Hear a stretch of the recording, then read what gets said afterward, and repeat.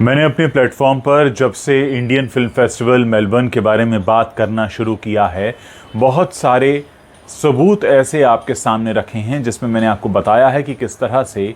India के नाम पर होने वाले इस फिल्म फेस्टिवल में पाकिस्तान के प्रति उनका प्यार, लगाव और झुकाव दिखता है।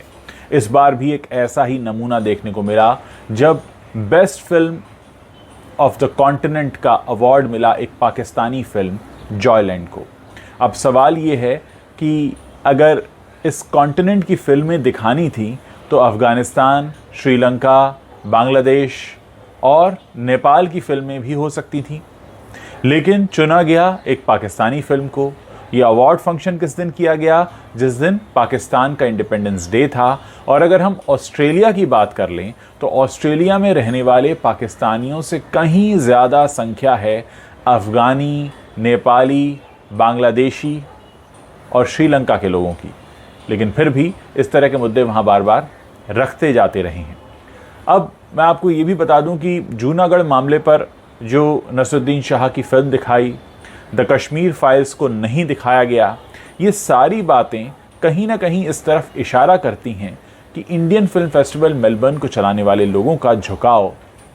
पाकिस्तान की तरफ है। यहाँ मुद्दा ये नहीं है कि पाकिस्तान की तरफ क्यों है, यहाँ मुद्दा ये है कि बाकी देशों को दरकिनार करके और द कश्मीर फाइल्स जैसी फिल्म को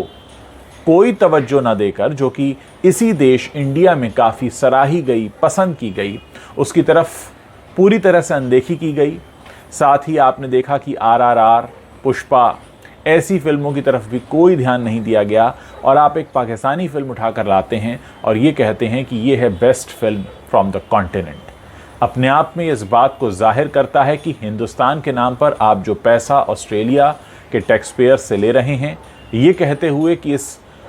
फिल्म फेस्टिवल के चलते भारत से हमारे संबंध प्रगाढ़ होंगे, आप एक तरह से धोखा दे रहे हैं, अपना एजेंडा चला रहे हैं और साथ ही इनडायरेक्टली ये भी बता रहे हैं कि पाकिस्तान के प्रति आपका कितना झुकाव है।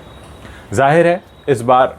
कबीर खान को बुलाया गया था तो किसी अफ़गानी फ़िल्म को अवार्ड नहीं दे सकते थे, क्योंकि अफ़गानिस्तान में रहने वाली हज़ारा कम्युनिटी जो कि भारत के प्रति अपना प्यार और लगाव हमेशा से जताती रही है,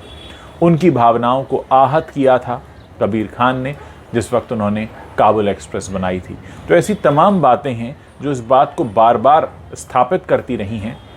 कि IFFM का एजेंडा क्या है। कबीर खान की अगर हम बात कर लें तो ये वही फिल्म मेकर हैं जिन्होंने कहा था कि जब भी मुग़लों को बेड लाइट में दिखाया जाता है तो मुझे दुख होता है। दुनिया जानती है कि मुग़ल एक आक्रमणकारी थे, एक इन्वेडर थे और उस तरह से हिंदुस्तान में दाखिल हुए थे। और ऐसे में अगर हमारे देश का कोई फिल्म मेकर ये कहता है कि मुझे दुख होता है कि हमारे देश में